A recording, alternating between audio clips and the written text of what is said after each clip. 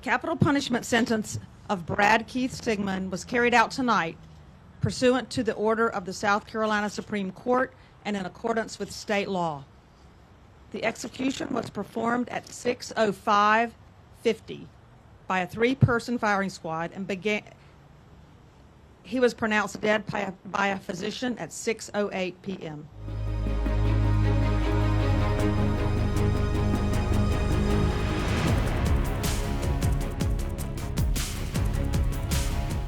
This is the 11th execution I've covered in South Carolina.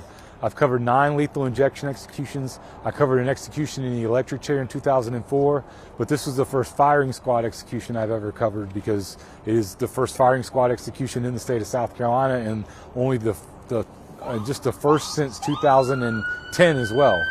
Every execution is different, and certainly the firing squad was a very different type of execution. For the one thing, it's the only execution that I've ever been to where I've seen blood. You know, in this one, the curtain opens and Brad Sigmon, who is the condemned inmate, he's strapped into a chair and there's a target over his heart.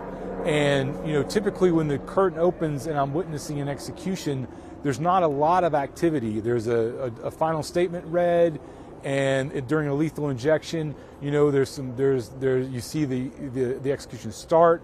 There's a little bit of breathing, but typically it's over. In this case, they had to put a hood over his head. There was a target already over his heart, and then you just waited. Once the hood was put over his head, it was about 90 seconds to about 2 minutes before the shots were fired.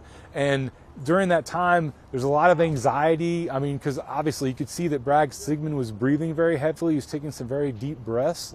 And so you're just waiting until you hear that sound. And when you finally did hear the crack of the gunfire, everyone in that room tensed up a little bit. I know, I flinched. I think everyone in that room flinched. I even heard a gasp. And then it's over. I mean, you could see a small red stain over his chest that was maybe the size of my fist or a kiwi. It was kind of irregular shaped. You could see a couple of breaths being drawn. Maybe what looked like his chest moved once or maybe twice or so. And then a doctor comes in, but it all goes by very quickly. A lethal injection might take 20 minutes from start to finish. From the time the curtain opened to the time death was declared was 7 minutes, maybe a little less than that. It was probably maybe 25 feet from where I'm sitting to where Brad Sigmon is, probably from the window, maybe just 20 feet. So you're on top of all this stuff that's happening. It's not happening at a distance. It's happening right in front of you.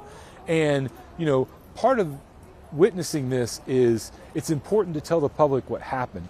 The state of South Carolina, through its elected representatives, decided a few years ago they wanted to include a firing squad in our execution methods. So my role is to tell people what they voted for through their representatives, to tell them that this is what it looks like when someone's killed by a firing squad. This is how it happens, and this is how it occurs.